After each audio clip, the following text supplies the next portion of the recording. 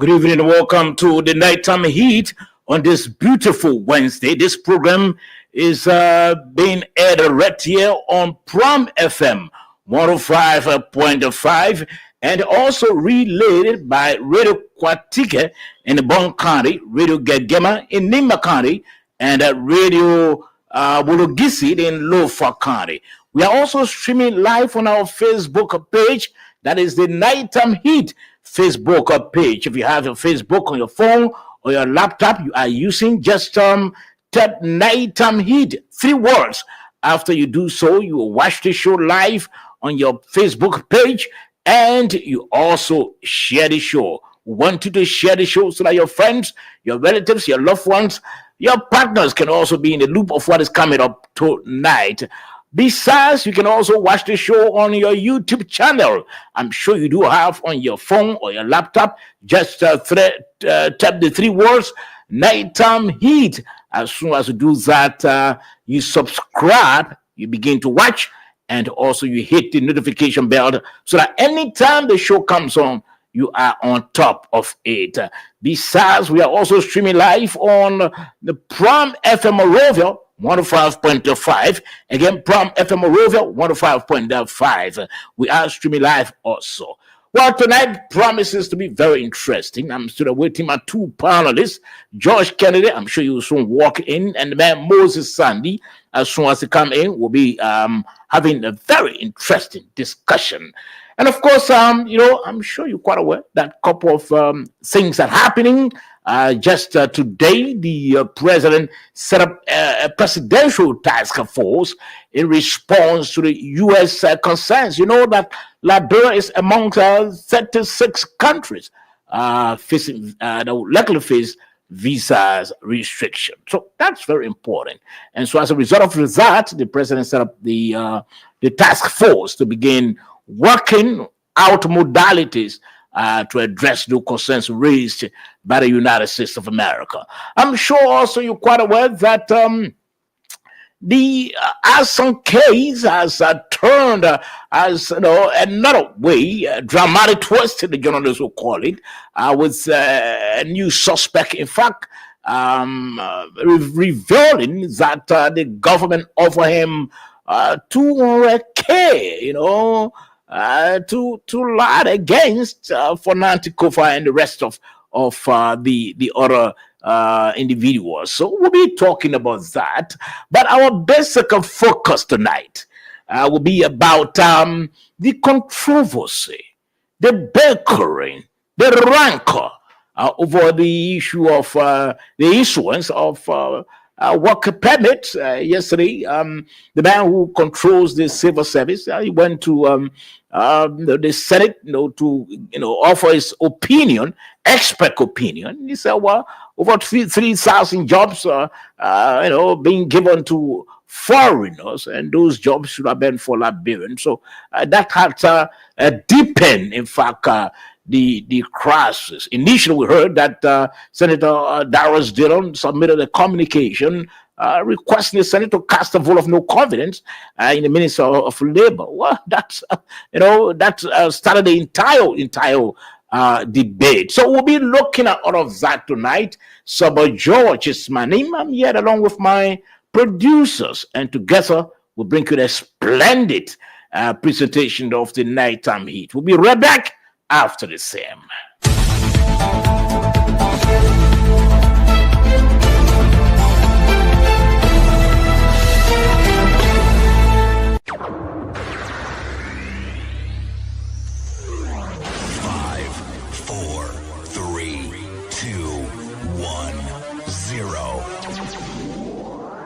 Let's start. Yesterday, we first started the Nighttime Heat. It's about 6 minutes after 8 o'clock. And of course, we are here up to 10:30. Again, this is the program for all of you. This program came into the night space to provide clarity, to provide balance, to provide more professionalism. It's not a program where you hear just only one segment of people beating the drum of the national government, or another program beating the drum against the national government. No, this program, talks about everything. Government is doing positive, we talk about that. Government is doing negative, we also beat on the government concerning that. So that's the program, just in the middle.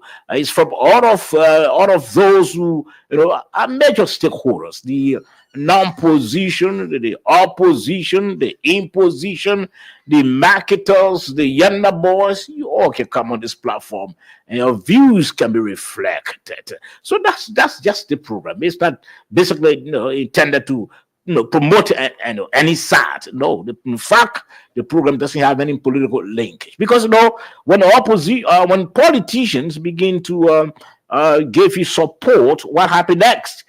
They begin to restrict you. They begin to sanction you. They begin to manipulate you. And so we try to avoid that. So this program came into the nice space for the purpose of creating balance and credibility and more professionalism in the nice space. One of my panelists, the man George Kennedy. George is my namesake. He's just Ralph. Let me try to welcome George quickly to the nighttime heat tonight.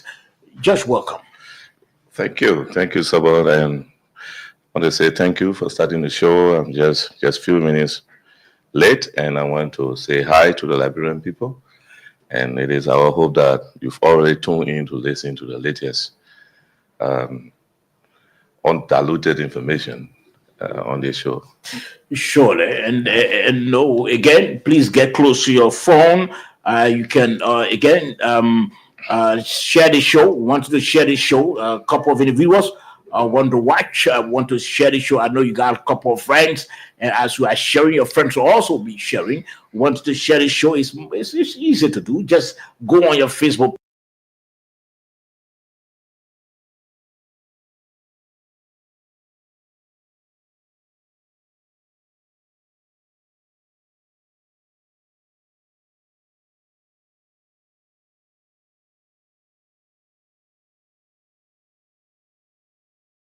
Notification bell. The reason why you do so that anytime the show is on, get the notification. Besides, we are also streaming live on Prime FM Monrovia 105.5. Okay, Prime FM Monrovia 105.5. We are streaming live. Well, a couple of issues are trending. The issue of the rancor over the issuance of work permits. In fact, that's our focus tonight. So we'll have we had expected the youth chair of the NDR. Recently there has been this battle. He's been launching onslaughts against individuals speaking against the Minister of Labor. We expected him earlier, just phone and said, well, unfortunately, they have some family problem. I would also expect the civil rights individual, the human rights monitor, the head of that. He will also be on the program. It's Jefferson Knight. Jefferson will be on the program tonight. We also expect Martin Corley. Corley should be on the program tonight. That's at 6:30, and then also David Corley will be talking about that. Not there is our only country. The only country we have. That's our only denominator. You can sit back and allow things to spill over, or allow things to spoil. No, that we can happen. You have to intellectually discuss so as to address them. But let me get to your take first of all. Just today, George, I don't know whether you saw the press statement from the executive mansion. The president has, but I'll upload and then I'll read for the public. The president has set up a presidential task force to address concerns raised by the United States government. I'm sure you're quite aware that our country, Liberia, is among 36 countries.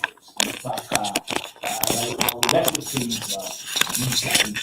at all concerns raised by Washington against Monrovia is not being addressed. So let me try to read this. If you are expecting panelist Moses Sandy, hoping that Moses will shortly join us. As soon as he joins us, we'll make sure to bring Moses on. But let me read this information quickly. President Boyka establishes presidential task force in response to U.S. concerns. In response to wide-ranging concerns raised by the government of the United States of America, which, if left unaddressed, could lead to the imposition of a travel ban, President Joseph Zuma Boyka Sr. has established a high-level presidential task force to lead a coordinated and a cross-sectorial response.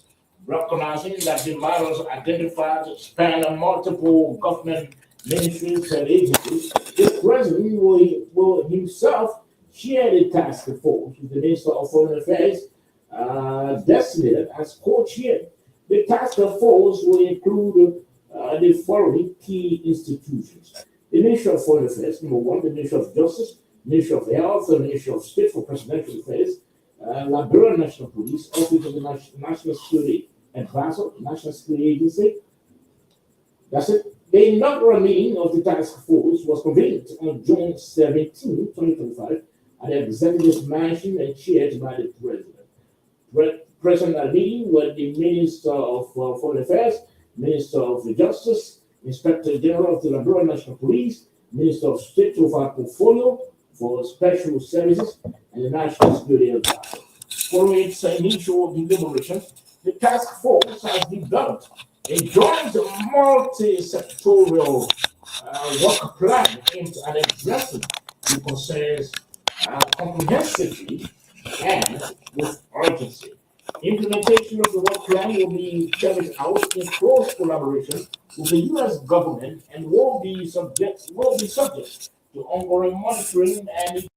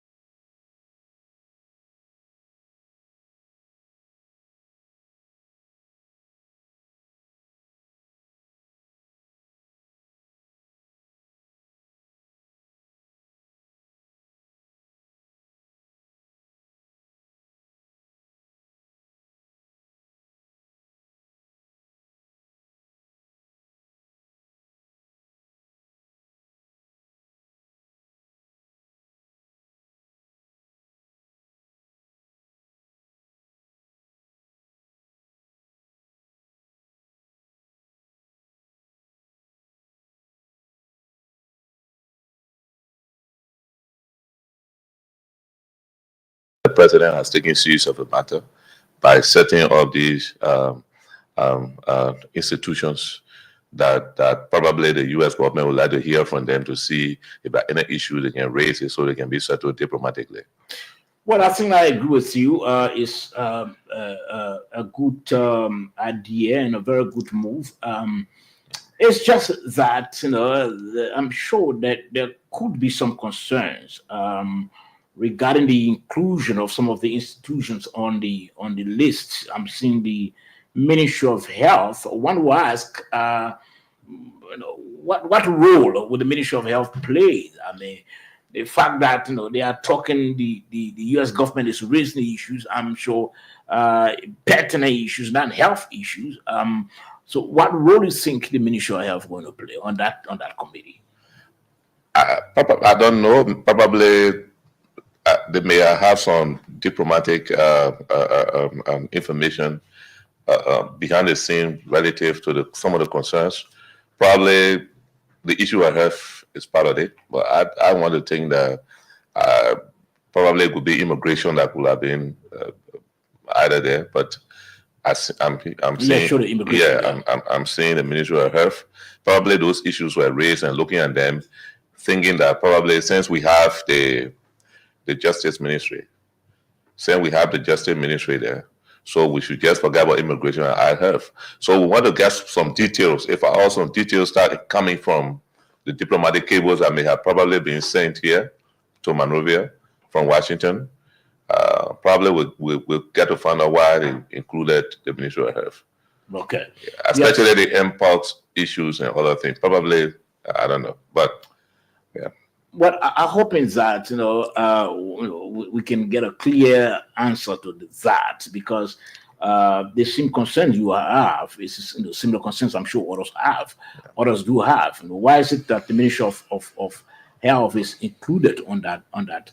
But I think it's, again, on the overall, it's a very good idea on the part of the president and his team to set up, because we can show blind eyes to concerns raised by Washington. It may likely affect our citizens, and at the end of the day, if citizens are affected to where they can go to the U.S. easily as it is now, it may take away from this administration. It could manage from the administration politically. So it's good that the president has set up a task force. I was trying, in fact, today to get in touch with I think Moses should be on. I'm seeing stage. I was trying to get in touch today with the Minister of Foreign Affairs, but then I called incessantly. Unfortunately, I couldn't get the minister. But let me welcome Moses quickly. Moses, welcome to the Nighttime Heat. Thank you, Sabbath. It's a pleasure to be here with you and George. Mr. Kennedy, how are you today? Hi, everybody. I'm fine.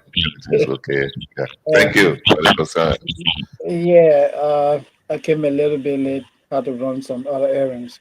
But look, it is good that I worked on you guys discussing the tax force. Yeah.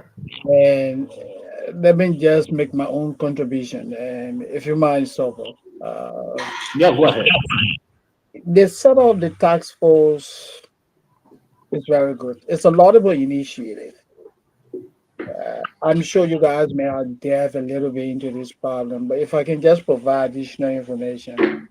It was on the 14th of this month when the U.S. State Department issued an internal memo.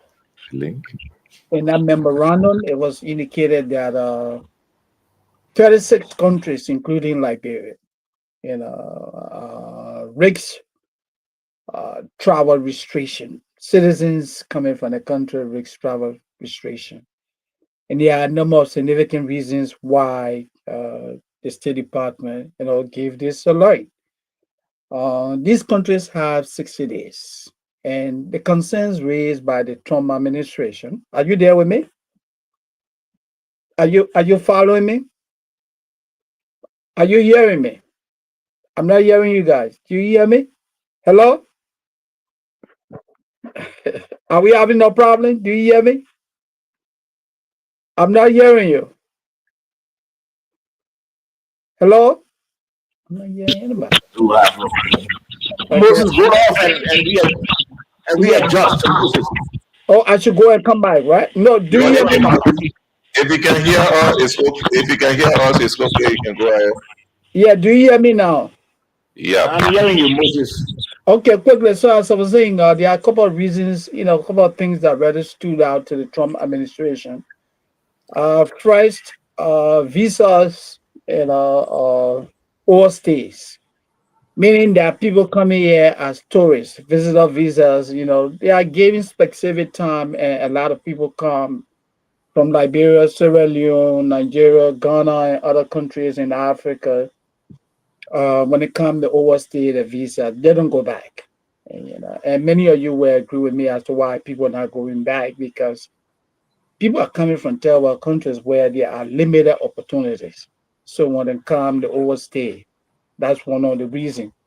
Then another reason that stood out to the U.S. authority is passport fraud.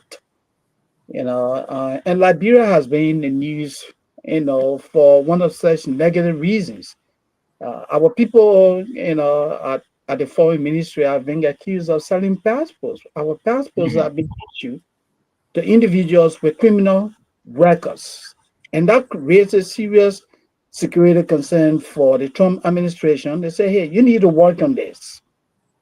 And then another thing that stood out too is we do not have a registry for identification cards, the issuance of identification cards in most of these countries. So identifying people who are coming from these countries, as citizens, that has really stood out to be a challenge for the administration. So they gave this 60-day notice. It expires in August. That hey, these people need to correct all these problems. Now, as a country, what do we do? This is where the Park administration comes in. So the set of the tax for one of the ministry that I really have concern with is the Ministry of Health. Look, uh, I don't see the significant role. Mhm. People overstaying visas, people overstaying visas. That has nothing to do with the Ministry of Health. I don't know the contribution of the Minister of Health is going to make in that direction. Yeah, there could be people coming here because of medical reasons and they're not going back home. But the Ministry of Health cannot in any way tell people, say, hey, you need to come back home. Another person that I don't see the significant role of is the director of police. When you have the Minister of Justice, the criminal justice system in Liberia is already covered. What is the essence of having the inspector general on the task force? What is he going to contribute? We're talking about international matter. This is an issue that involves the Ministry of Foreign Affairs. The president executes the foreign policy of the country, and he does that in collaboration with the Minister of Foreign Affairs. I do not see the significant role of the Director of Police, the significant role of the Minister of Health. These two people or these two institutions, I strongly believe that they are not needed. They are not needed. The Okay. foreign ministry and the others can handle this effectively. Minister of State, the Minister of Justice, immigration, because we're talking about what? International travel. Let me stop there, guys. Okay, Moses, thank you. I think you made your point crystal clear. You said there's no need to include the Ministry of Health and the Liberia National Police. Instead, they need to either replace those two institutions with the immigration. That would be quite proper. Well, tonight we are listening to the Nighttime Heat, and of course, wanted to share the show. Kindly share the show.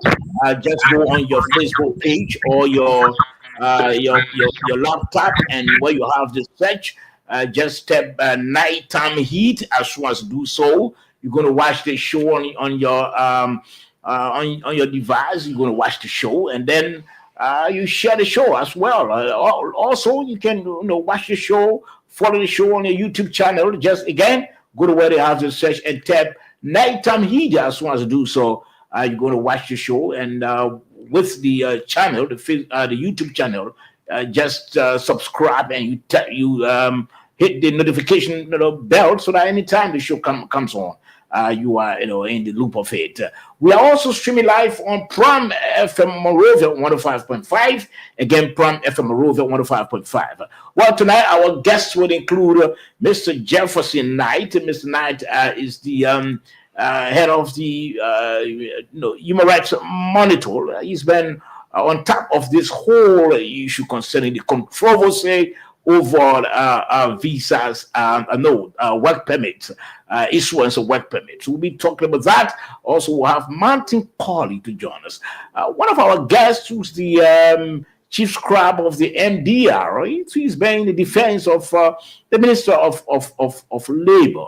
You understand? He just called us up not a few minutes ago to have us informed that you'll be unable to appear on the program. But at 8:30, I'm sure our guests will be joining us, and together with the panelists, I will have a splendid discussion. Okay, Moses, let's try to play this tape quickly. My producer, let's try to get this tape quickly to play, and then we can discuss about that very shortly before our guests can join us.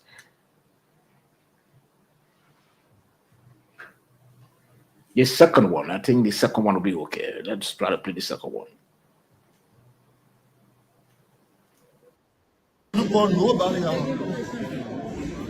No, you are not. But they said they have investigation. I mean, accusing people of the war happened to escape. It's a blatant lie. It's a lie coming from the belly of the devil. You get evidence, you don't get him 200,000 now. You know how many years I see you 2 years? Who all engaged you? Matt Amla, 106, 103, one other ambassador, I just forget what you need. Yeah, but almost 10 different government officials every day coming to my hotel. So how were you? Last time, lost the hotel. What's my receiver? What there last time now?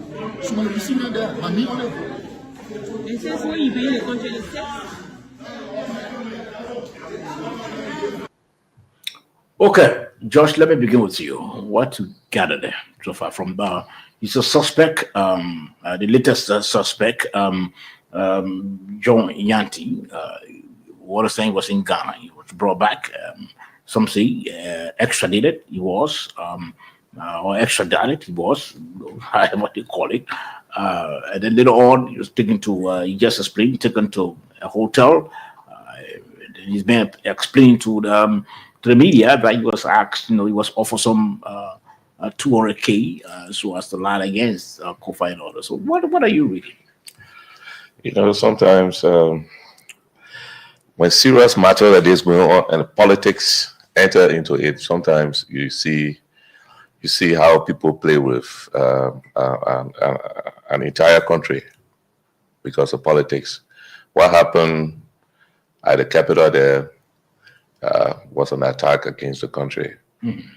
So I look at the individual talking, someone offer you 200K, you won't even stay in Ghana. I'm not saying that it's not possible. You understand? Mm-hmm. But 200K in what currency? Liberian dollars or USD? Yes. If it's USD, then I just laugh. But again, the matter is in court. He's a suspect. He will have all the opportunity. He'll be given the opportunity to exonerate himself. And he says he got some receipts in his hotel rooms. I hope that he will avail those receipts to the investigators, to the public, so that the public can really see whether what he's saying is true or not. But for now, I'm not lying to you. I put myself in between, looking up to the court, looking up to all those that will be brought before the court and what the court will say about this thing. But this is looking like play to me. Oh, you think it's a fake? Yeah, I mean, it's fake. The allegation itself, the nature of the allegation in terms of someone giving you 200K. You saying the guy's making up? I mean, until I can see fights for him, 200K in Ghana, they extradite you in Africa, in this place, 200K USD. Well, I want to see the evidence. Okay. But I can't rule everything 100%. Okay, let me keep my opinion and hear from Moses. Moses, yeah, let's hear from you. Well, look, the book of you have said it. The matter is in court. And when the matter is in court, when you're causing evidence, or evidence is, you have to be careful as to how you speak on these issues. So, being mindful of that, I would not want to be dismissive. I can't say, well, what this man is saying is questionable or not. Or I can say that let the legal system play out. And anything can happen. He could be saying the truth, and he could also not be saying the truth. Let's allow the legal system to play out. That's what I would say. Okay. Yes, I think from my perspective, we've been hearing about this name since the start of the entire crisis, the entire issue of the burning of the part of the Capitol building. Later on, in fact, there was some speculations that this gentleman was in the USA. We heard about that earlier, but then just in recent time, we heard that he's been in Ghana and he was asked to return, and he has returned. He's now making allegations that he was offered 200K to come and and frame. I don't know, but what he's saying, it has a serious gravity. For him to be linking major state security actors, like, I heard Mark Ambula and others, the IG, to be linking them. It's troubling. We're hoping that he can be able to provide the facts, because in the court of law, the law is not just someone going there with sentiment. You have to be able to provide the facts and make sure that whatever the case you have or your argument is well proven. That's it. So hoping that he can prove what he's been talking about. Like I said again, the allegation that he's making is grave.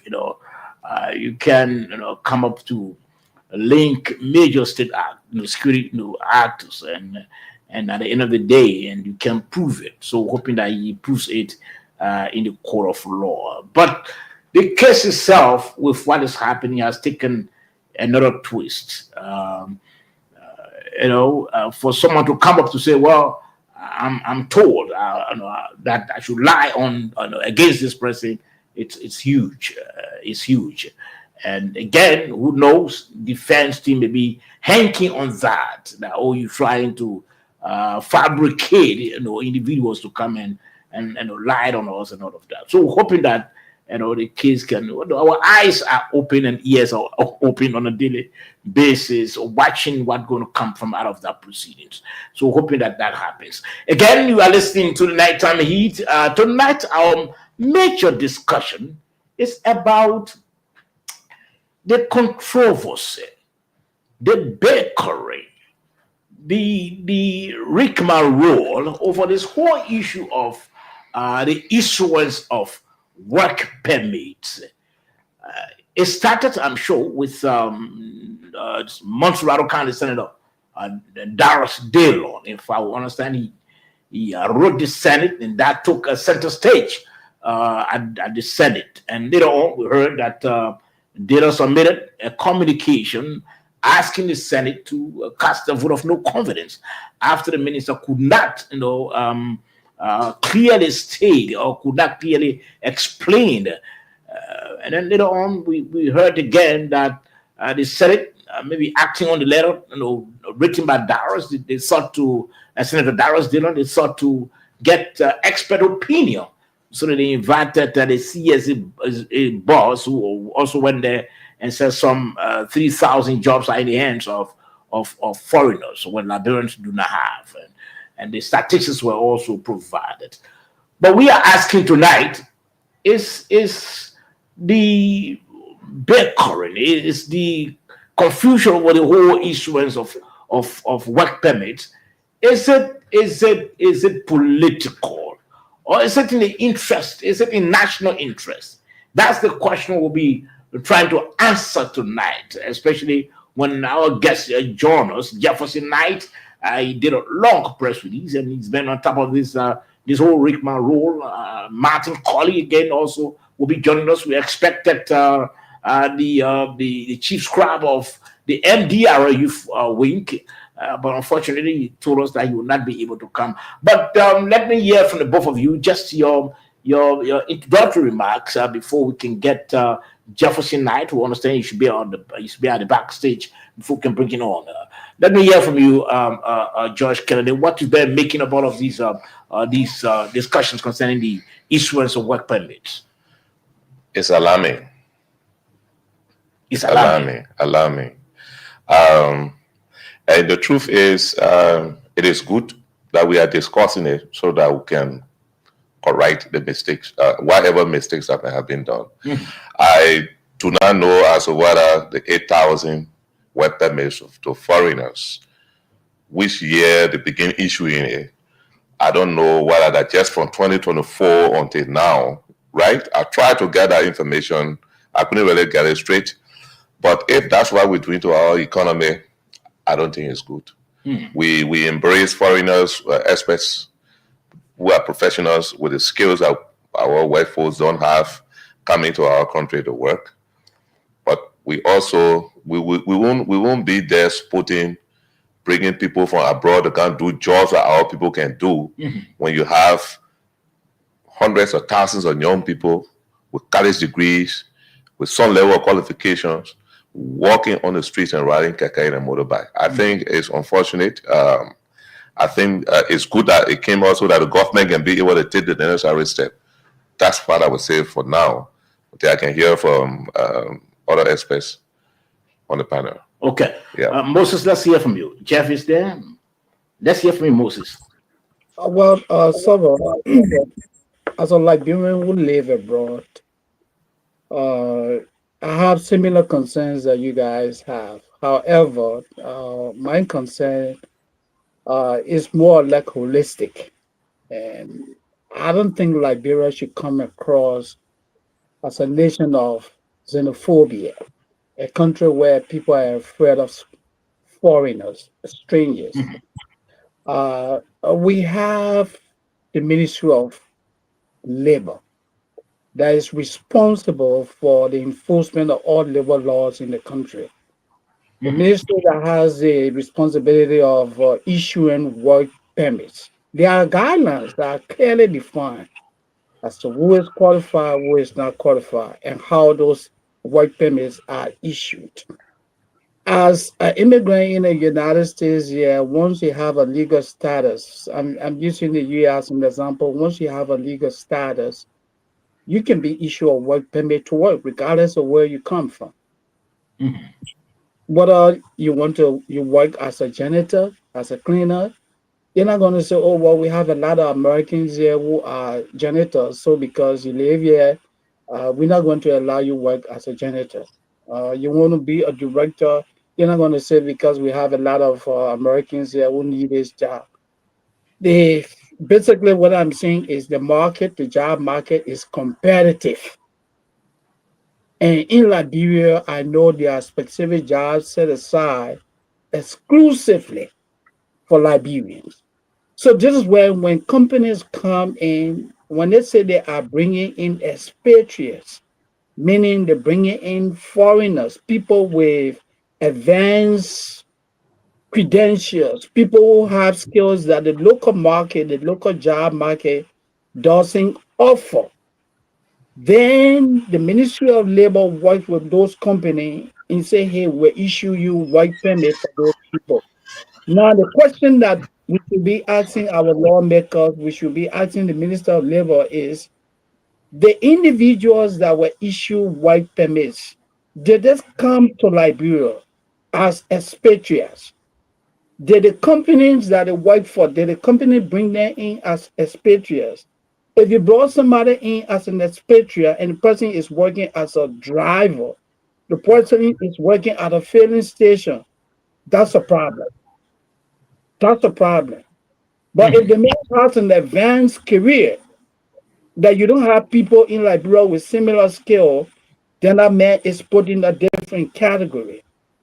Now, the other question is, the people with the work permit, are there people with permanent resident status in Liberia? The Indians, the Asians who are there, do they have permanent resident status in Liberia? And if these people have permanent resident status in Liberia, they were issued work permits by the Ministry of Labor, then you cannot blame the employers. If the people are residing in the country legally, you gave them work authorization to work, and they were recruited by this company as drivers or so, you cannot blame the employer because the ministry say, hey, they have all rights to work.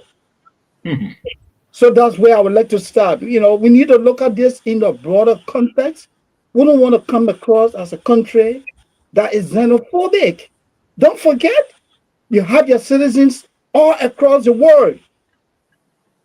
So if you become xenophobic, what if all these people say, hey, you guys need to pack up and go back to Liberia? What do? That's where I would like to start.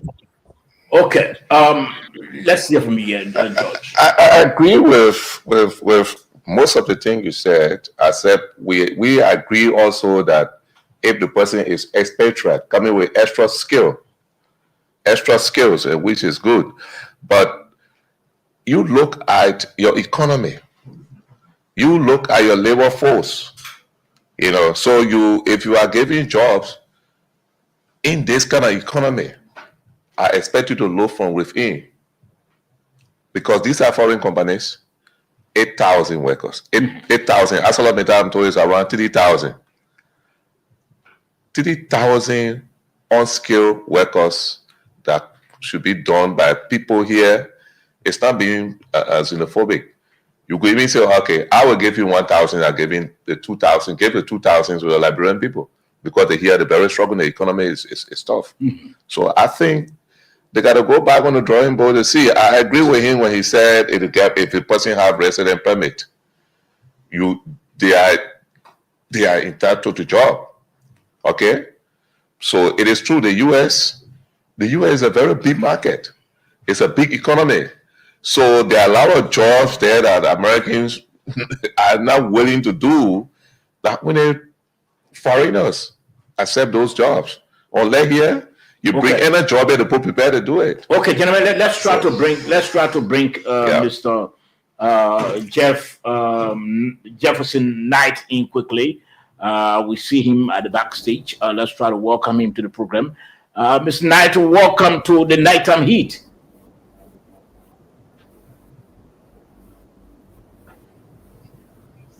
Mr. Knight, good evening.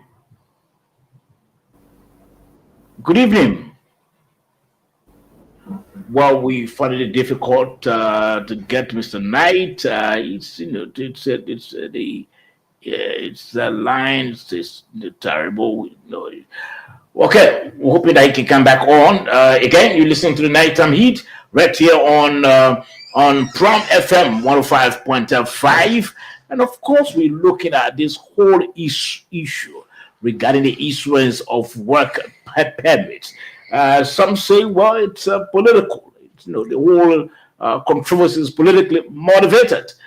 Some say, well, no, it's in the national interest of our country. So we're trying to figure out tonight as to why it is. Shortly, we'll be speaking with Martin Colley. Martin will be on quickly. Very shortly, we'll be speaking with him. And as soon as we get this, seems that Jeff is fighting hard to come on. He tried again. He couldn't. I was trying to see him again. He went back off. The internet it's creating a major problem. But let's see what we can connect with Martin Colley quickly to speak with Martin as soon as he's on. We'll make sure to speak with Jeff is coming back on. Jeff, welcome to the Nighttime Heat. Hello, Jeff. Jefferson Knight. It seems Jeff is finding it difficult. Okay, let's try to connect with Martin Colley as well to speak with him quickly. Oh, okay. We're trying to connect with Martin Colley. You're listening to the Nighttime Heat right here on Prom FM 105.5. This program is also relayed by Witness FM. That is in the Gardnersville community. Radio Wulogisi in Lofa County. Radio Kwatike, that's in Bon County, and Radio Gegema in Lofa County. Let's try to speak with Martin quickly. As soon as we get Martin, we'll put Martin on the line. Mr. Colley, welcome to the program. Mr. George, how are you? I'm okay, sir. A long time. Welcome to the Nighttime Heat. It is good to join you from LSI on the Nighttime Heat. I appreciate you much for the great work you continue to do for our people. Okay. We speak with you on a few issues, but first we want to get your take, Martin. You're reading about what is obtaining in your own country concerning this whole issuance of work permit. I'm sure you've been on that side reading and listening also What's your take? What's your reading? What are you gathering so far? I'm quite disappointed, Mr. George, to admit, because our people deserve better. When we made the decision to pursue the path of regime change, we did so with a commitment to empower our people in the direction of self-actualization. It is unfortunate that tens of thousands of our people are jobless, and we are giving jobs to foreign nationals that Liberians can do. And I want to emphasize that, Mr. Josh. Can Liberians do the jobs that we are giving out to foreign nationals? Yes. I am not being biased or homophobic. What I'm saying, Mr. Josh, is have all the leaked classified documents relating to this situation. Look on the list. Drivers, carpenters, masons. Can Liberians do this job, Mr. Josh? Let's admit. Your program is widely followed. Open the line and ask Liberians whether they can do these jobs. So when we decided to support President Boakai, the goal was for us to lift Liberians out of poverty, economic deprivation, and marginalization. If Liberians cannot do the job, that's a whole different debate.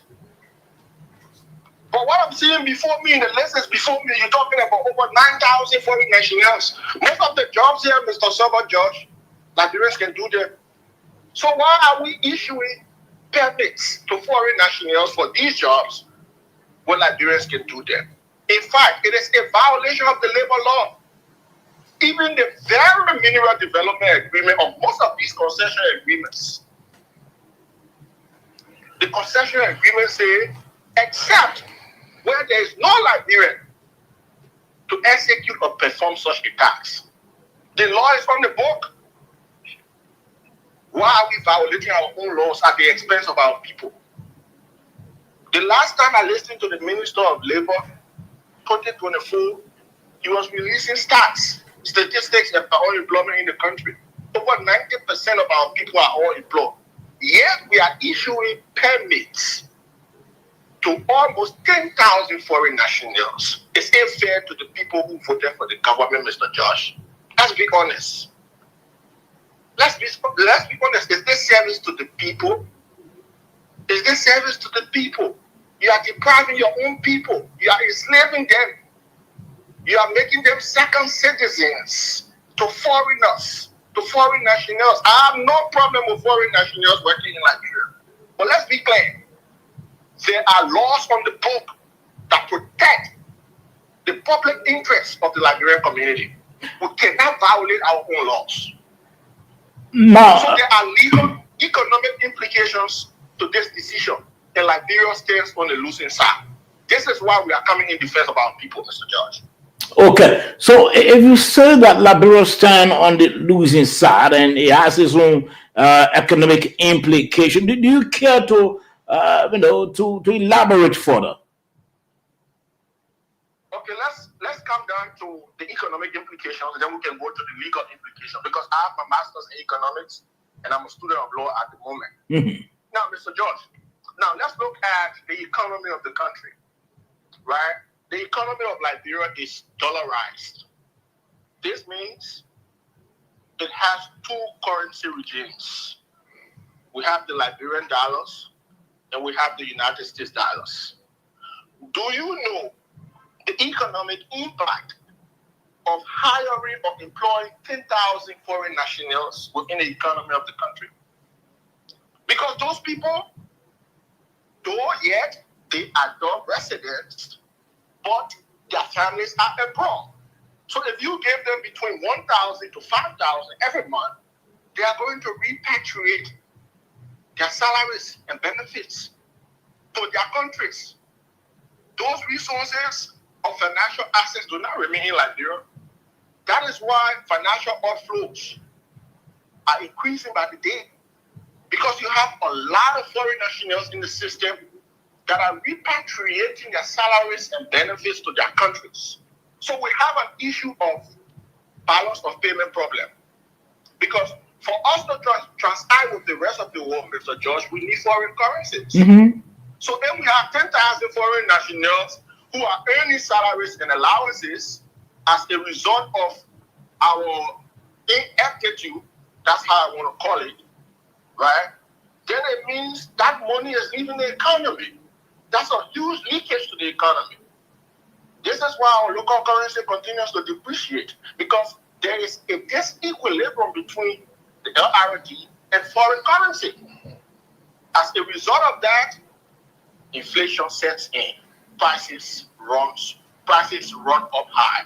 So the point I'm trying to make is, if we have 10,000 Liberians on the job as opposed to 10,000 foreign nationals, do you know what that means for Liberia? Income taxes stay in the country. The salaries and allowances stay in the country. And of course, there will be some level of stability in the economy because the money remains right in the country. Liberians are employed. They are not Sierra Leoneans. They are not Indians. They are not Nigerians. They are not Turkish. They are Liberians. Their activities are in Liberia. So the money remains in Liberia. And that's how the country grows. That's how we stabilize the economy. And deal with the issue of exchange rate volatility. So the point I'm making, Mr. George, it is just unfair to keep our people more employed. Because every day our people cry for jobs. And these people don't have, even in the market, people are complaining about sales. How will Liberians buy when they don't have money? In economics, Mr. George, I just want to draw an economic correlation here. In economics, purchasing power is the function of income. That means before you go to the market to buy, Mr. George, you must have money. Purchasing power is the function of income in economics. And income is a function of employment. Yeah. That means before you have money, you must have a job. Employed, yeah. Where are the jobs for our people, Mr. George? Is this what we promised them? So I'm disappointed. Again, Martin, before we go to the legal implication, initially I saw, do you have the statistics of how many of the foreigners, yes, we are talking about a huge number, but how many from Ghana or from Nigeria or from other countries? Do you have the statistics with you? Well, certainly. I have the entire document. I have the list of all the foreign nationals with their private data. And tomorrow we are releasing a press statement. We want the government to look into this. We'll give the government time to look into it. Any attempt not to do so, I will release all those classified documents. Our people deserve better, Mr. George. Let me give you a summary. For example, right, we have 4,625 Indians. Can you imagine that? Can Liberians go to India and get jobs, Mr. George? Let's be honest here. Naming 2-3 Liberians in India that have jobs. I can't let anybody. These people protect their citizens and ensure that the interest of their citizens is prioritized. Why not Liberia, Mr. Josh? Why? Why must it always be Liberia at the opposite, at the expense of their people?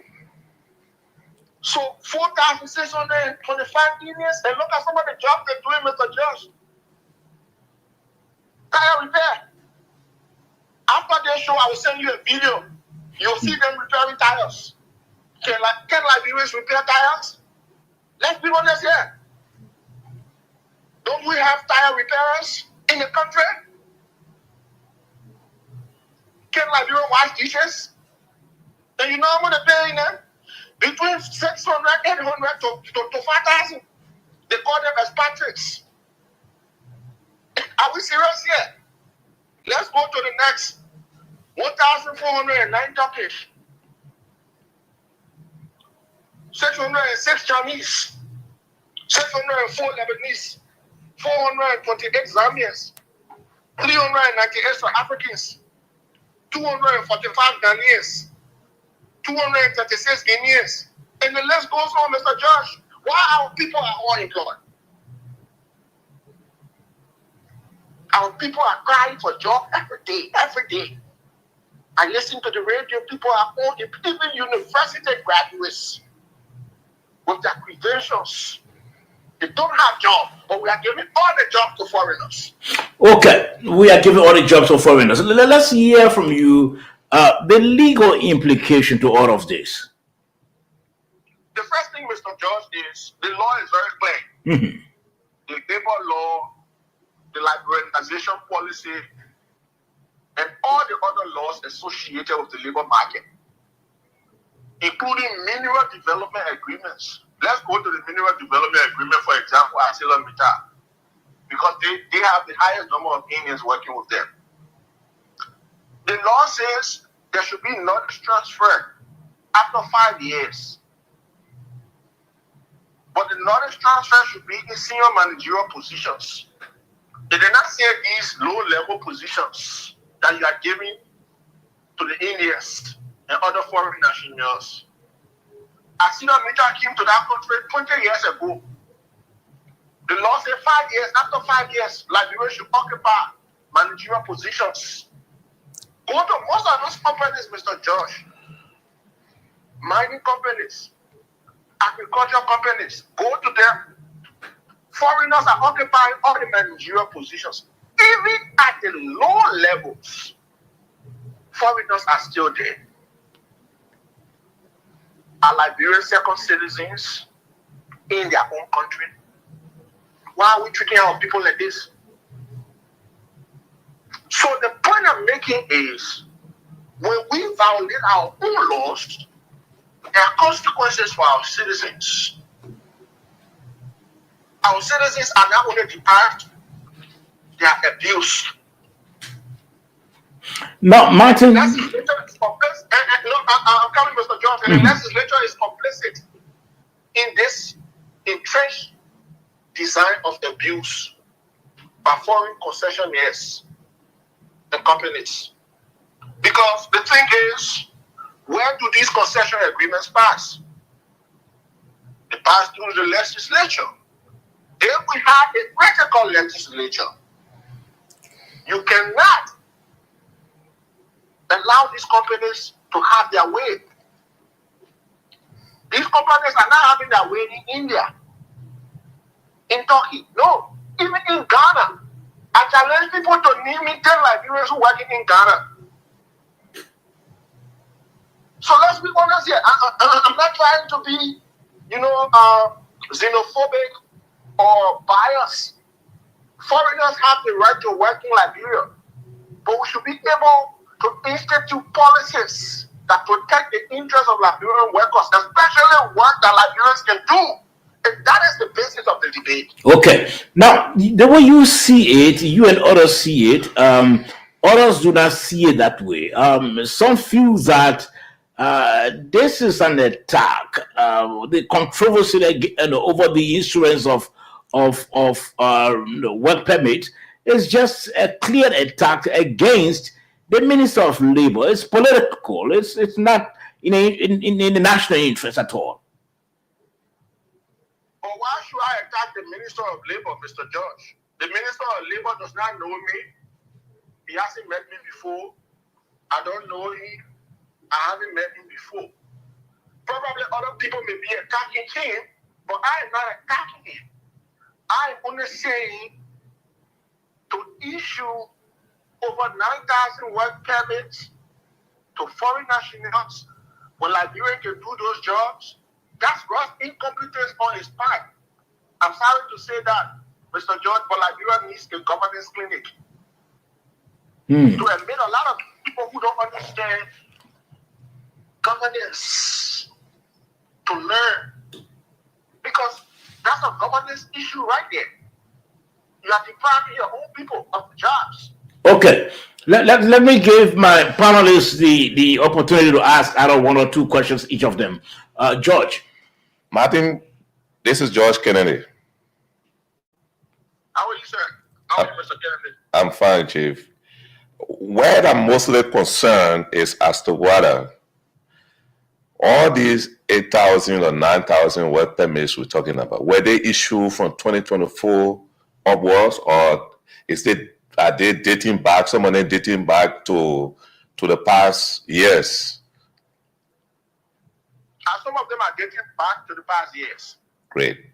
Okay, so with this, Not only under this government, so if you look at what we have, this government issued over 2,000 new permits. okay, However, they also renew.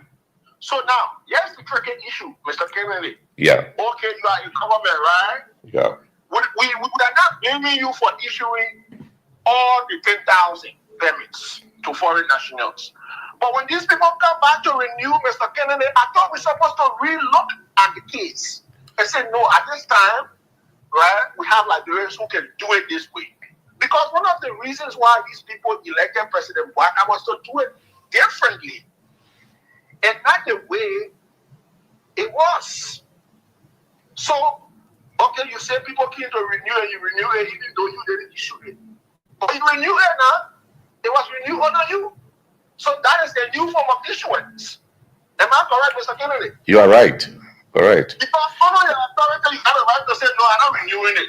Correct? Yes, but another question I'm allowed to ask you is just for further clarity. Don't you think denying someone who was once issued, don't you think denying them this time and replacing them with Liberians who are showing the sign of being xenophobic? No, I don't think so. I don't think so, Mr. Kennedy. Why? Because the law is clear about renewal. Okay. The law says, if you look at the labor law, the government through the Ministry of Labor has the right to renew and not to renew. Okay. So before any permit is renewed, there is a process of evaluation. They can re-evaluate I know that. to see whether you are qualified to be issued a renewed permit. Okay. So it is the exclusive authority of the government. Not only everywhere you go, any government has the right to say, okay, we'll renew your permit, we'll not renew. They don't even have to explain to you why. They don't even have to explain to you why we are not renewing. That is their right. That is under the doctrine of sovereignty. They have the right to say, you can work here, you can live here, you can live here, you can work here. Okay. They don't necessarily, like the U.S., you go to the U.S. embassy, they can get there, you are denied. They don't have to explain anything to you why you are denied from entry. Okay, Martin. So let's hear from Moses Sandy. I'm sure Moses should have one or two questions. Just a moment. Moses? Yeah, Martin. Are you hearing me? Yes. It's good hearing from you, my brother. I want you to help us provide this information as part of your research. Were you able to establish that the individuals that white permits were issued to, did they come in as expatriates? Oh, okay. Do you hear me now? Do you hear me? Yeah, go ahead. I didn't get you first. Okay, my question here is, as part of your research, were you able to establish that these people came in as expatriates brought in by ArcelorMittal?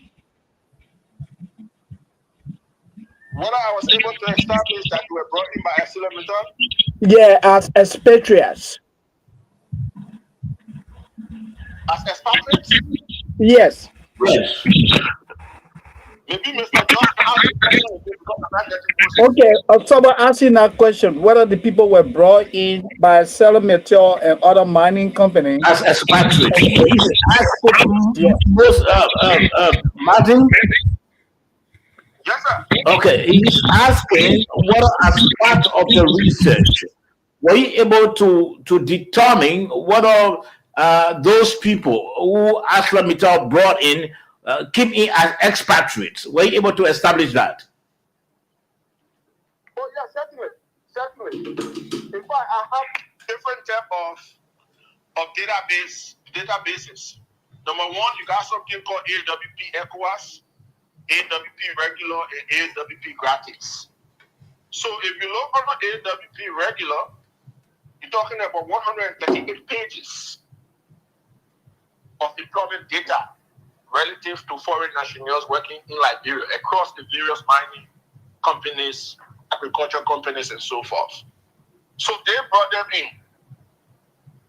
And as usual, as a foreign worker, you are an expatriate. That is the term for expat. Mhm. You leave your country to go and work for a mining company or an agriculture company in Liberia. You are termed an expat. You are paid as that. Okay, Moses. Yes, Saba. Can you tell him that when someone comes in from as a foreigner, to provide uh, or to work as a foreign employee, coming in as an expatriate, it means the person brings skills that ordinary people in the host country do not have. Based on his research, was he able to establish that, hey, these people came in as expatriates, these are the skills that they brought, but now they are working below the belt. They are working as cleaners. They are working at filling station. Was he able to also establish that, or you just assuming? I'm not getting Moses actually. I'm not getting it. Martin, he's asking whether during your research, were you able to establish whether those individuals that were brought in, they came in with skills that they claimed that they had, but then eventually they started working as cleaners and as tile repairers and all of that. They do establish that. Okay, so that's a very good question asked by Moses. In fact, I was going to address that along the conversation. Mhm. So what they usually do, these companies, in fact, it is the companies that can apply for them. So the companies will go to the Ministry of Labor and say, okay, we brought in a geologist or a mining engineer. And this geologist or mining engineer is an Indian. So, and this is why I have problem with the Ministry of Labor. No verification at all, Mr. Josh. They will just bring permit because the company said they brought in mining engineer. Before evaluating whether this person is a mining engineer, at the end of the day, the person will become tire repairer.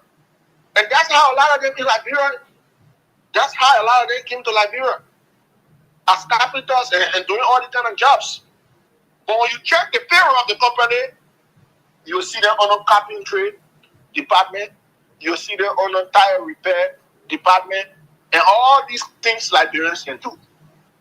Simply because zero oversight, zero due diligence, these people take advantage of the loophole and exploit our system and our people. And this is what we have to stop. So yes, Moses, that's another form of fraud they are involved with. A lot of the companies, they will come to the Ministry of Labor, they say, and say they brought 100 mining engineers. At the end of the day, those so-called mining engineers will start working as tire repairers, carpenters, masons. Simply because we are not taking, and this is where I blame the legislature, zero oversight. They don't care about money. Pocketing millions of dollars. The budget this fiscal year again is over 54 million. They don't care. We gave you over 54 million to do oversight, and you can't perform your oversight responsibilities. This is the tragedy on the home front, Mr. Josh. Okay, so What's he with? okay, so with what is obtaining now, Martin, I'm sure shortly we'll be taking leave of you. How do you think the government can address this? So quickly, first step is to reevaluate all permits. Reevaluation of all permits, all 10,000 permits. Because when you look at some of those applications, Mr. George, like I said previously, the company will apply and say this man is a mining engineer. If you check at the very company that the so-called mining engineer is working as carpenter. So they have managed to defraud the system. And they should be penalized for that. That's how a lot of these people came and took all these jobs that Liberians should be taking. Let's evaluate. Let's reevaluate all the permits. The second thing is we need to enforce the labor law. The labor law is very clear. All these jobs they have, right? Liberians should be doing them, except the law says except. We cannot find any Liberian that's capable of doing it. Even sweeper, do you know that they have sweeper as English and Turkish? Liberians can sweep to Mr. Josh. Let's be honest here.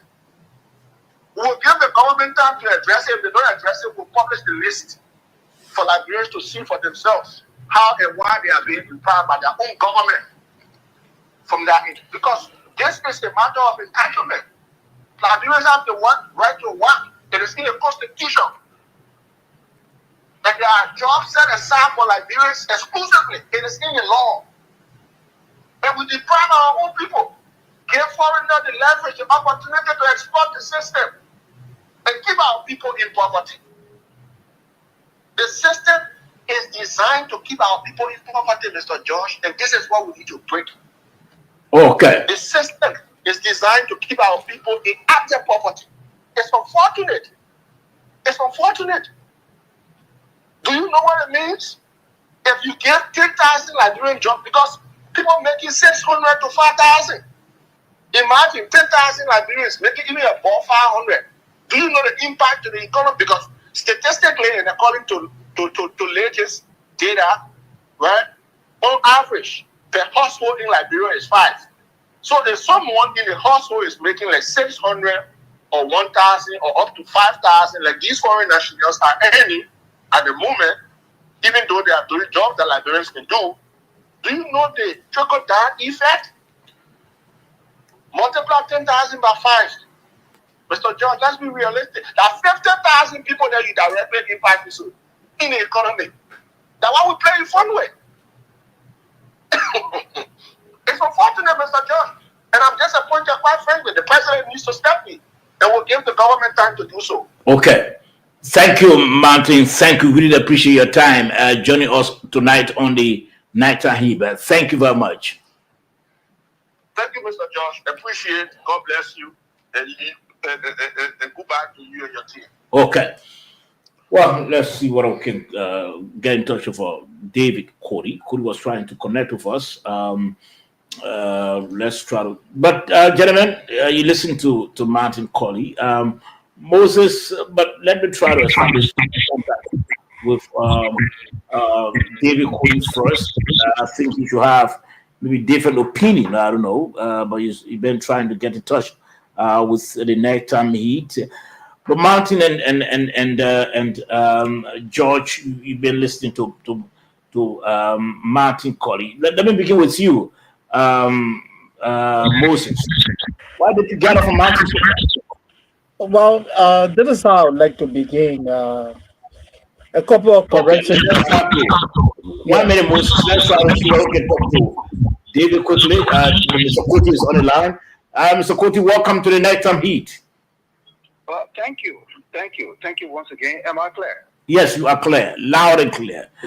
Oh, thank you. Let's hear from you, Mr. Kuti. There has been this controversy over the issuance of work permit. We understand some 3,000 Liberians, occupying. 3,000 foreigners occupying jobs that Liberians supposed to be occupying. But the whole controversy has taken, different dimension. There are individuals who think that the attacks are just against the Minister of Labor because some believe he didn't do anything wrong, while others think that the advocacy is in the interest of the country. Where do you stand? Okay, let me say good evening to your candidates, Moses and Kennedy, Mr. Kennedy and Mr. Sandy. And let me say many thanks to Martin, my old friend, good friend, for the analysis. I think he made some very good points that I agree with. But my only point, I won't be with you too long. Let me leave that excuse. But let me just say this. My problem is with the legislature. Those who are trying to talk about doing their oversight now. the oversight could be sincere, or it could be just a grandstanding. That's how I look at it. Yeah, that is putting on a show to gain public attention. You know, I do not blame those who think that the move has a self-serving motive by some of our lawmakers. Self-serving motive. You know, when you look at the past experiences of some of our lawmakers, you ask yourself whether they really have interest, like Martin Colley was saying when he tried to put some of the blame on the lawmakers. What do they really mean well for this country? Now, most of those things, like you people are saying, that pass through the very legislature. When did they get to know that? Martin just mentioned that this government, this administration, only gave permit to about 2,000 people. All the other rights were done before, and then the renewal went through. But the point is, we should not try to fool our people here, thinking that we are able to do everything. Now, I don't agree with anybody. I agree with Mr. Sandy when he spoke from the beginning, saying that, look, we have to be very careful. We have Liberians all over the world, in America, Ghana, and other places who are also working there. We cannot say here that we should just take everything and don't give anything to other people. There are people who are engineers who came from abroad who are doing jobs that we cannot do. Here, Martin talking about sweepers and so on. Fine. If there are jobs that the sweepers can do here in Liberia, we should give it to them. But my whole problem, I was only trying to clarify something on the part of the lawmakers. Nobody should think they can fool us in this country by thinking that they have interest in the people now, by chastising the labor ministry. You should have done this, you didn't do this. Now, they have an old saying in Liberia, we have an old saying in Liberia that charity begins at home. If you want to really show interest in the Liberian people, start from your home. Start from the legislature. I'll give you one or two examples. You cannot have a budget of less than $1 billion. We haven't ever reached $1 billion before, less than $1 billion. And you have lawmakers like Dillon, right here in Montserrat County, changing a car every 3 years, having a new car every 3 years. Where is the interest in the Liberian people? Right here on the Kotai. How can you say you have interest in your people, you're fighting for them, when you are the main chopper? Now, a brand new car every 3 years, $45,000. Where is the interest in the people? We're not stupid people here. You can't fool us. Yeah, the federal lawmakers are taking home $6,000 US a salary, plus another $3,000 as gas slip. This thing got to be holistic. Charity must begin at home. You must show that you love the people, not only by grandstanding. Prove it by action in the legislature. Yes, prove it by action. That's the point I just called. So if I gather from what you said, you believe that some of the senators who raising these issues against the Minister of Labor, they are only grandstanding. Grandstanding, my brother. Grandstanding. Period. Full show. No real interest. I don't want to sound unpatriotic here by saying that because people listening to me say, oh, the man's against the Liberian people getting jobs. No, that's not what I'm saying here. No. All I'm saying is that the Liberian people are not fools. You want to prove that you love them? Start from in your house. Yes, start from in there. Because when you are eating almost everything, like Martin talked about $54 million, I don't know whether that's the budget now for the legislature. You're getting all of those money because of certain jobs they're supposed to do. I'm not saying the Liberians shouldn't do, or the Liberian people shouldn't do what they're supposed to do, or do the kind of job they're supposed to do.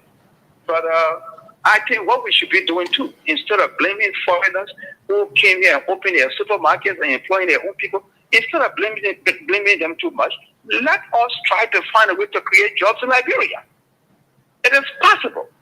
Yes, lawmakers are able to engage foreign people from other places to bring companies here to give our people jobs. But we don't make those efforts. All we're after is chopping. Then when those people bring their monies here, open their supermarket or establish their businesses and employ 1 or 2 persons from their country, then we grandstand. We want to prove that we love our people. Okay. That's the point I'm trying to make here. Thank you. Thank you, Mr. Cody. Thank you very much. Thank you. We really appreciate your time. Yeah, thank you very much. Okay. Well, Moses and Josh, you listen to Martin initially, and then later on you listen to Mr. Kosi as well. Let us try to discuss from what we gather from them, and then we can open the lines quickly for our people to also participate. Yeah, so as I was saying before, former Representative Koti came in. I think Martin made a very good case. However, I just want to provide some clarification regarding some of the things that he said. Let me start from the strength perspective. Yeah, he put a lot into this, but in order to validate, to further authenticate what he's saying, and this is where the Ministry of Labor and the Liberian government, especially the Standing Committee on Labor, that is where they come in. They have to go in and really verify what is being reported by Martin Colley, what was reported yesterday by Josiah Joker, who has nothing to do with this matter, but however, he meddled into it. So whatever that he reported yesterday, these basic facts need to be verified, So I think Martin is doing well on that, but a few corrections. Martin put the unemployment rate in Liberia at more than 90%. Martin, I don't want to dismiss what you said, but I beg to differ. I think you are in error. When we talk about unemployment, we are talking about people who are literally seeking employment. They have put in many applications, yet they have not been given the opportunity to get into the labor market. Such people will be classified as unemployed. So on that basis, what research shows is that we have 2.8% of the Liberian people that is considered what? Unemployed. People who are literally seeking employment. We're not talking about people who are sitting at home and playing Ludo all day. People who are really making the efforts. That's what the study shows. 2.8% of those people are unemployed. So we need to be clear about that. Now, another thing that we need to be clear about, Martin said employment is a right. Martin, you are in error. Employment is not a right. It is a privilege. That's why you often hear people say employment at will, meaning that you can be recruited today and the employer can say, hey, my man, tomorrow you don't have a job. They don't have to even give you reasons. They can choose to hire you. They can choose to dismiss you at will. So we need to be clear about that. Employment is not a right. It is not a God-given right. It is a privilege. When before you are hired, you go through a vetting process. If it was a right, you would just go and say, hey, this is my office. I'm going to operate this machine. But no, that's what the employers have what? Human resource department that do the vetting process to determine who gets what and who doesn't. So we need to be clear about that. Then lastly, what I want to say is that the Liberian government should really make the effort because, like I said earlier, we don't want to come across as a country that is going against strangers, foreigners, xenophobic. We don't want to come across as being seen as a xenophobic society because you have your citizens around the world. You don't want to come across as being discriminatory on the basis of race, on the basis of regionalism. You want to come across as what? Inclusive. Because whatever you do today, the rule of reciprocity says what? It's give and take. I'm in the United States. Martin is abroad. Are you saying that we should not work because we look different from those people? Don't get me wrong. I want all Liberians to work. I want Liberians to be given the opportunity. But if people came in the country legally, they are considered permanent residents prior to the coming in of ArcelorMittal. Those people should not be dismissed because they are not Liberians. If ArcelorMittal and other mining companies came and they say, hey, and this is the thing that I would like to say quickly also. Before people are brought in as expatriates, there's always a coordination between the Bureau of Immigration and the Ministry of Labor. Because the employer or the foreign company will go to say, hey, we want to bring this number of people in the country to perform so tax. The Bureau of Immigration should be able to determine, hey, how can you bring somebody here to our country to work as a forklift driver? How can you bring someone here as a cleaner? On that basis, we cannot give you the right to bring that person to the United States. That's one of the vetting process. The Labor Ministry too should be able to enforce the liberalization policy. That hey, we have jobs that set aside for our people.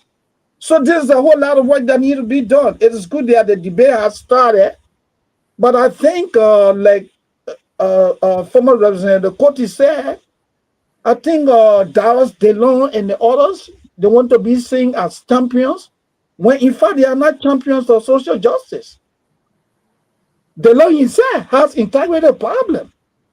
If this man flew, a business class and lied to the people of Liberia, when this man is making recommendations to the president for employment of people in government, when it is the responsibility of the Senate to vet, to confirm, then what makes him different from the foreigners that he's blaming? What makes him different from Mr. Kura that he already declared? He says that he has no confidence in this man. DeLong, you're going too fast, my brother. Let me stop there. Okay, stop there, George. Let's hear from you. Thank you. And I just want to add to what Mr. Sandy said, and I can tell you in 2023, the employment rate was around 2.5 million of the population, and in this year it's around 2.6 million. So it shows that there's some improvement. That shows that it's not 90%. Looking at our population of 5 point something will be around 40-something%. It's still very high. It's still very high for us to talk about it. But I also, Mr. Sandy addressed some of the issues that Martin raised substantively. So I will not be going back there to repeat what he said. Mm-hmm. But the truth is, I do agree with Martin that we should reevaluate as a country the permits to see where some of the shortfalls are, to be able to correct them. The same legislative oversight, which will increase it. I mean, Mr. Coty said it, and Mr. Sandy said it, and then enforce the labor law. Law enforcement for all strata of our society is a problem. We can say anytime, even there's a policy say enforcing like no bike rallying in the town, no keke moving certain part, you can see it today. I mean, law enforcement is a problem. So once you fail to enforce your law, these loopholes will affect the economy, will affect the entire country. And that's what happened at the Labor Ministry. I'm not saying that. That's why I asked Martin, do you have information as to whether some of these expatriates or foreigners, got their permits in the past, and he agreed. So right now, there's a need to put check. If we are bringing expatriates, those are well-qualified engineers and professionals to work, good. But we cannot, right now, looking at our economy, we're almost 50% of the population, unemployed. We cannot be talking about taking sweepers' job and other things, putting aside a liberalization policy, forgetting about what we're supposed to do for our people, for them to stand strong economically. For me, it's not a good thing. It's not a good thing. To the legislature, it's true. Oversight is a problem. Oversight is a problem year on, year out. It's been problems because even when yesterday some of us were legislative reporters, we observed one of the major weaknesses of the legislature are oversight. Because you have the representatives and the senators from the counties where the concessionaires or these concession companies operate. You supposed to know what's going on there. But you are unable to provide any cogent information about the place. You want to shape the blames on another individual entity. So the political aspect where people want to indict the labor minister as a person, I think I don't buy that, but I want to take it as an institutional challenge that dates back that we need to correct. In all fairness, as I said, that number is shocking. We need to work on it. Yeah. Okay. Yeah. So you don't agree with people who think that the minister should be indicted?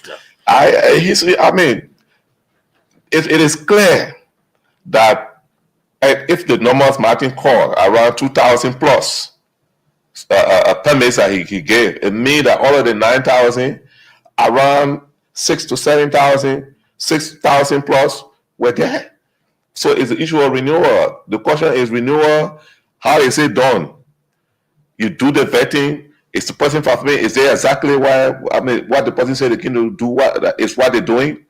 Those are some of the problems. Immigration. When the person came, the records that they came with to come work along with labor, is that the work that they say they are doing? Is that what they are doing? It's a whole institutional issue. It's not just one person, as I said. Okay. Yeah. Okay. Moses,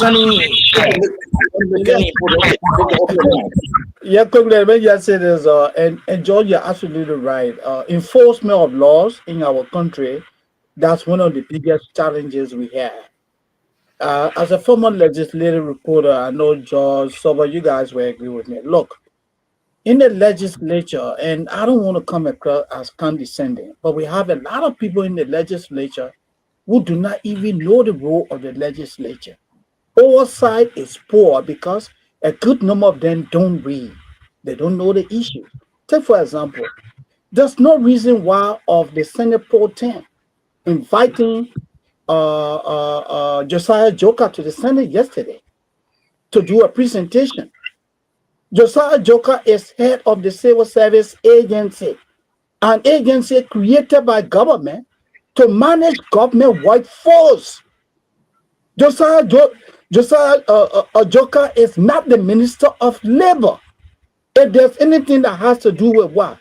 The issuance of work permit, anything that has to do with the enforcement of the liberalization policy, the labor laws of the country, that falls squarely on the Minister of Justice, not Minister of Justice, but rather on the Minister of Labor, on the Ministry of Labor. It is their responsibility. I was so sad. I mean, it was so sad to see senators sitting and listening to Joker as he made presentation to them. That was absolutely wrong.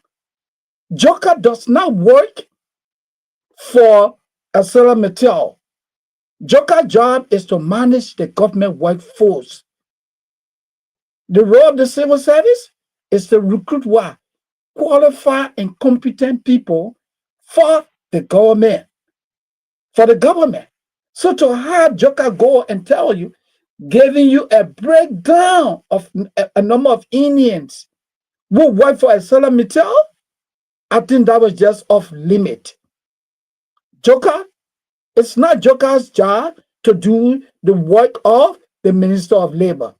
Anything that has to do with the issuance of work permit, that falls squarely within the purview of the Ministry of Labor. We need to know this. A good number of our people who claim to be lawmakers, they do not know the role of the legislature. They don't. They do not even know the role of the very entities of government. If they knew, Joker would not have been invited. But they chose to invite him to go and make a presentation on the subject matter that he has no control over. That was quite unfortunate. So this thing about, foreigners taking the jobs of Liberians, it need an in-depth investigation. If these companies brought people to the country under the canopy of being expatriates, that are coming in with advanced education, advanced work experience, others don't have, then as a government, we need to investigate. So, Soba, let me stop and give it to you. Okay. Thank you, Matt. Thank you very much, Moses. Really appreciate your input. And Soba, I just want to buttress what Moses said. I thought that a witness, because he was a witness, the legislature, I think the Senate asked the CSA boss to appear. I think he was a witness. I don't know for what reason. I think that was a wrong witness. Okay. In my view, you are discussing labor issue that is in a private sector. Private sector. It's not public sector labor force. The CSA, I think, controls the public sector labor force. The private sector aspect coming there is purely has to do with the labor ministry. Okay? The labor ministry. So even the figure that came 3,000 as kilometer alone, I thought that such figures all need to be verified. Because it is important when you call in a witness, you call a witness that has the information that with all due respect to Mr. Joker, he may be having it, but I just felt that he was the wrong witness for that hearing. Okay, he was the wrong witness. Yeah. So listeners, very shortly, viewers, we're about to open the lines. Again, you're listening to the Nighttime Heat. You can watch the show, share the show on your Facebook page, on your YouTube channel. Again, just tap Nighttime Heat. And then you watch and you share so that your friends, your relatives, your loved ones can also, follow the show. I think Martin has just again responded to one of my panelists. Martin said, Mr. Sandy, you are getting it wrong. When I had over 90% unemployment, I am referring to the formal sector of the labor market and not the informal sector. Self-employment, including water market, those are vulnerable employment. I am not talking about that. Selling cold water between cars is not employment in that context. Secondly, employment is a right under the Constitution. Let's get it straight, sir. It's okay. He made his he was responding to Moses. Martin was just responding to you. Anyways, employment is a right. Let's try to. Yeah, quickly, my brother, this is laughable, and let us not make this an academic debate. I will talking to you. I have work experience managing people, recruiting people. When we recruit people, we don't recruit people on the basis of right. Employment is not a right; it's a privilege. Have you heard Liberians say? The president of the Republic of Liberia appoints and dismisses at will. If the president has that right, it means that not anybody can just go to you and say, hey, I want to be Minister of Information, then you go to the Ministry of Information and take it over. And Moses Sandy cannot say he wants to be Minister of Finance and they say, yeah, go and take it over. That's why they have vetting processes. They look at work experience, credentials, and all of that. So, Martin, let's not be academic here. I'm speaking to you as a manager, experienced person too in this business.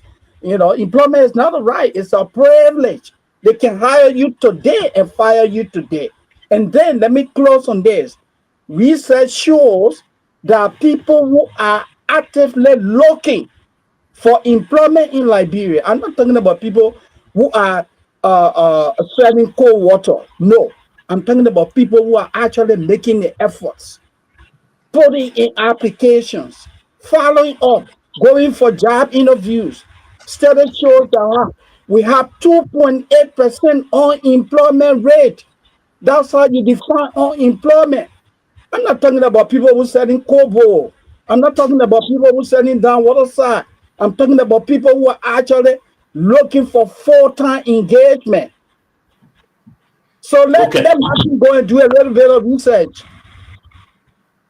Okay, let's try to open the lines quickly, Ms. Sandy. And that number Moses is calling was provided by the International Labour Organization, ILO. It's clear, it's proven. I did the research, man, so it's 2.80. Okay. So, yeah. 0778-460-793. That's the number to call. Again, 0778-460-793. That's the number to call. You call this number. You are live on the Nighttime Heat tonight. Again, 0778-460-793. We are talking about the controversy over the issuance of work permit. To understand 3,000 Liberians, foreigners, in fact, are doing jobs that Liberians supposed to be doing. But again, our panelists and guests believe that some of the lawmakers raising these issues are just grandstanding. They are not actually serious. They are not raising the issues in national interest, not at all, but instead trying to grandstand. Let's try to take the first call on the line quickly. Good evening. Good evening, sir. Yes, sir. Let's hear from you. There is J. Moje Tabado joining from Toa Foundation number 16. Okay. Yes, go right ahead. Yeah, so I did listen to the show. First of all, I want to congratulate you people for always enlightening the minds of the Liberian people and bringing information almost every day. And what I want to really stress on is the issue of we as a Liberian being so ungrateful to ourselves. I'm saying this because the house of the parliament, especially the upper house, the issue raised by DeLong, it wasn't a political attack. The issue raised by DeLong is something that is in the interest of the masses. And so, since that time, I've been hearing people saying DeLong is trying to go against their interest, going against the labor minister and other things. Definitely, for me, I have serious problem with it, because if the 300 or 3,000 foreigners that were placed on job that they want to review, that which when some of the jobs that those foreigners are being given for work permit for, when they have belongs to Liberian, when they squeeze the work process and strain it and take those names for Liberian and give it to Liberian, I think Liberian will still be the beneficial to the process. But we, the same Liberian, because of political reason, we decide to go against somebody because they have to call it. And that's the normal business of the people. That's the work of the people. They do function. We said the book got 3 cardinal points: oversight, representation, and the rest. So when they are doing those things, and one of it is being captured under their watch, they're trying to invite somebody, I don't think it should be a problem for Liberian people. Okay. Thank you. You make your point. 0778-460-793. Again, 0778-460-793. That's the number you call, and you are live on the Nighttime Heat. Tonight, we are looking at the controversy over the issuance of work permits. Our guests on the line are Martin, and our panelists believe yes, the issue is it's important to discuss, but some of those who are raising the issue, especially at the level of the Senate, are doing so grandstanding. They are grandstanding. They are not actually speaking the interest of the Liberian people. In fact, even the issue with the CS's boss going to provide expert opinion. Panelists believe that that's totally wrong, because it's beyond its area. 0778-460-793. Again, 0778-460-793. That's the number to call, and you are live on the Nighttime Heat. Again, if you send your text message, we're going to read it out for you on this program. Maybe you may not be able to call. You want to text, we'll read that out for you. But the number to call is 0778-460-793. Again, 0778-460-793. That's the number to call, and you are live on the Nighttime Heat tonight. Now, Moses, you were hitting. You were speaking that the issue of you know the issue of some of our lawmakers recently coming up to speak against this. It's just about grandstanding, but we listened to one of the callers who said, no, it's not actually grandstanding, it's part of their responsibility, their oversight responsibility. Look, so the lawmakers have oversight responsibility. The three of us here are in agreement on that. I will never dispute that. But we have lawmakers who themselves calling for oversight discussion when they do not even know the function of the various agencies in government. If the Senate Pro Tem, that was Delon and the others who sat yesterday in a chamber with Josiah Joker, if they knew the function of the Senate committee on mineral or whatever, they would not have called Joker over there. Joker was misplaced. Like Kennedy said, he was the wrong witness. CSA does not interfere with the work of private entities. CSA is exclusively for recruiting, maintaining, and ensuring that people in the civil service are doing the work in keeping with the laws of the country. I'm not talking about political appointees. I'm talking about ordinary people who are recruited. So for you to call Joker, that means that the Senate Pro Tem doesn't know Joker's role. She doesn't know what it means to be head of the CSA.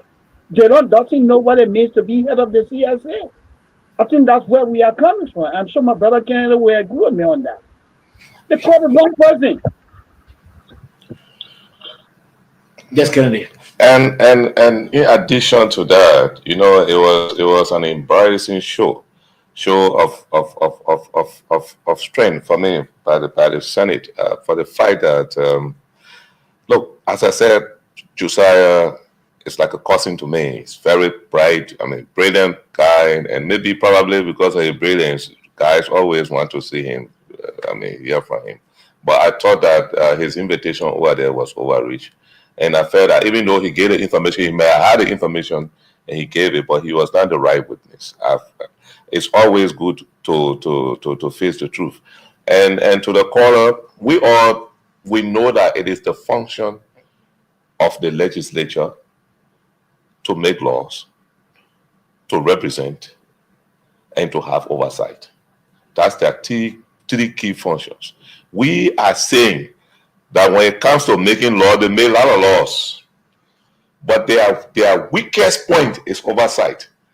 And this oversight that they are even on is ArcelorMittal with these 3,000 foreign workers there. Many people, I agree, it will be a showmanship. At the end of the day, nothing. Right here in Grand Cayman County, we can't get anything out of a King George. We're talking about going to Nima County. It's funny. For me, I think that they should step up.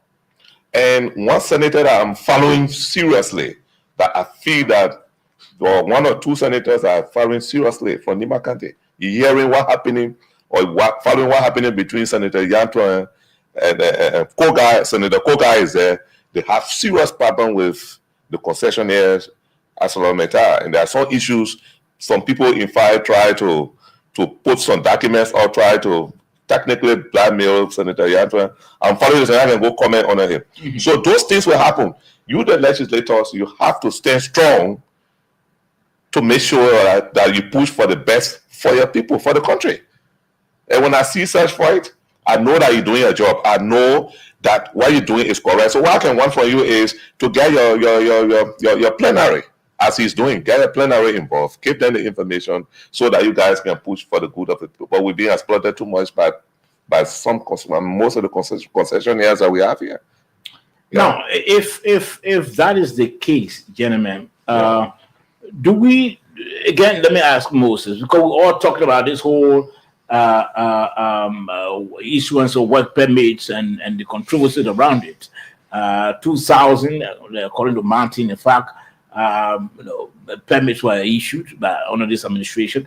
Do we need to go further, talking about the overhauling of the entire labor law than just the issue of work permits? Because maybe before if there's some ratification there, maybe before you can renew again, you're going to do some due diligence of those you're going to renew. You're going to look at you're going to look at their credentials, look at them physically as well, whether that's the same people who worked previously with the credential. Do we need to look at that? Do we need to do some tweaking of our law, the labor law? I first of all want us to enforce what we have. If we enforce what we have, the results will be very good. The laws are very good. The laws on the books here, they are very good. The problem here is enforcement. Enforcement. That's all we need. Enforcement. Once the labor law the labor ministry steps out to enforce the labor law. I know most of the workers are right here, they're listening to us. They love the law, but the law has not been enforced. The law that protects them and their country and the institutions of work for have not been enforced the way they should be enforced. So they become victim. How can two persons in the same place, sometimes with the same job description, with the same job title, everything, doing the same job, someone salary double the other person on the other side? Two of you managers, for example, the other manager's salary double yours. And when the labor law says equal work, equal pay. Okay? So all of those things is just a matter of enforcement. After we shall have enforced the law and seen the impact of the law, then we'll see the loopholes. But right now, why is that enforcing the loopholes? You're talking about adding another one. You just be padding things all down. Even as soon as it becomes so complicated. For me. Yeah. Moses, where do you stand on that? Look, absolutely, I agree with George. Our greatest problem in our country is enforcement. The laws are good. Implementation, the laws are good, but we don't implement, we don't enforce because the people who are supposed to do the enforcement, they are compromised. Take, for example, the oversight responsibility. When they put you on a committee as chair or co-chair, it's not to just be there. If you are in the legislature, you guys should be monitoring what is happening. Say, for example, you chair on broadcasting and communication. You should be monitoring things in the country to know how is the media landscape. Are these people undermining the peace and stability of the country? That's when you call in the Minister of Information. You say, look, man, people are doing things in this country that tend to undermine our peace. LBS is doing something contrary. That's why you call in the Director General. I'm giving you this example to tell you that people we call lawmakers are not in tune with happenings in the country. A good number of them, I don't intend to denigrate them, but a good number of them are semi-educated. They don't read. They don't know the issues. They go to session. I covered the legislature for years. There were people that voted only because they sat closer to if I can use the candidate, they sat closer to my brother candidate. And then this candidate is a smart man. When candidates say I'm in support of, that's the position they take. Because it's a smart man. Our people don't read, my brother. So that's our problem, yeah. General, we have 4 minutes to go. The aspect that we've been talking about concerning the labor, the issuance of work permit. We have a tendency in this country that issues will pop up and they are discussed. At the end of the day, there's no solution inside. Let me take this call quickly. I'm sure just a few calls. There's no solution inside. Hello? Hello? No, it seems that the call is off. there's no solution inside. Do we see what we're talking about? Let me take this call quickly. Hello? Yes, sir? Oh, your line is terrible. Anyway, I'm Jeremiah. I'm Jeremiah Vakwa. Okay. Okay. I listened to the analysis in studio pertaining to the job description and also the labor law. Let us be realistic. To admit, there is a mature government. Well, I mean mature government, this government is a government that can listen. When they see any loophole of any wrongdoing, they can make sure they pay attention to that. Yeah. Hello? Okay. He's off. Okay, so gentlemen, we got under 3 minutes. We have to go. Do Moses, do you and George, do you think there'll be any there'll be any attempt on the part of this administration to address what we're talking about by maybe ensuring that those who are the jobs that were allotted for Liberians, that Liberians going to get those jobs, or are we just talking again? Because often we talk and at the end of the day, there's no solution inside. What do you think? A very good question. What I do know is that our people are very good at raising the issues, but we don't follow through. And what we're talking about now, I can tell you, unless our people utilize that political willpower to say, hey, man, and even with the office of the president, they said, look, we had all this noise happening with these mining companies. Minister of Labor, let's try to get to the core of this problem and do an in-depth analysis to really find out where's this problem and try to address it. Other than that, my brother, after 2 weeks, they think gone to bed. Yeah, surely gone to bed. Okay, George. Yeah, George. I agree with Mr. Sandy, and I think, but what I know is where it has reached right now, it has claimed the attention of the major players in government. Okay. As that the caller there was trying to say, I want to believe that something is going to happen. It may not be like removing everybody from the payroll, or those companies' payroll, and replacing them with Liberians, okay, which would not send any good signal for us as a country. Looking at the crisis in the Middle East, where there are worries that even fuel prices may go up, looking for ways that these companies will remain stable, the economy remain stable. Probably there could be some solutions that would be found. Probably those companies that could be talked to employ additional number of Liberians and to make up other things. But I know that something will happen definitely. Okay. Yeah. Okay. Let me just recognize some of our listeners quickly. Ophelia S. George, been watching. Didn't say what she's been watching from. Clone Destiny Iki Seaton, been watching from District 15. Ambassador Abubakar Sidiki Dukley from Johnsonville Township, he's been watching. Pastor Samuel Shan also been watching. He didn't say from where. Hilton Jero from Greenville City, Sando County, he's been watching. G. Alberto Kadri, he's been watching also. He didn't say. Gray K. Suku, been watching. He didn't say. Siliki Traoré, been watching. They didn't say. And the others been watching. They didn't say. Well, this is just how we go home. Again, let me thank you, George, for taking time off a busy schedule to always be here.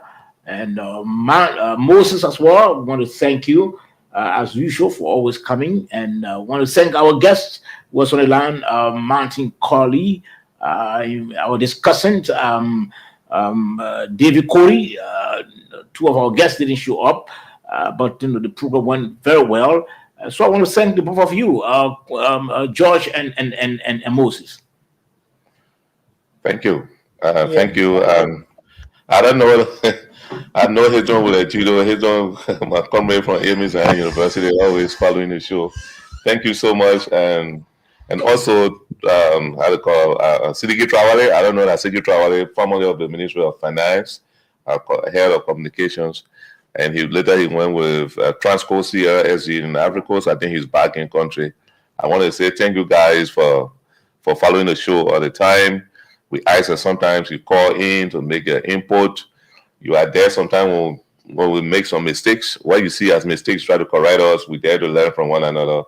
And to my to my senior brother, Mr. Sandy, thank you so much. I think the show was very rewarding tonight, and I'd appreciate your interventions, and they were very good, well pointed.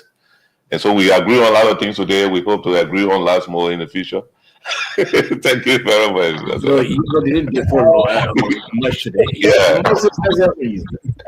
I know, but it was indeed a great show, George and Sober. It was good, and let me say thank you to our brother Martin who came and really contributed to the discussion.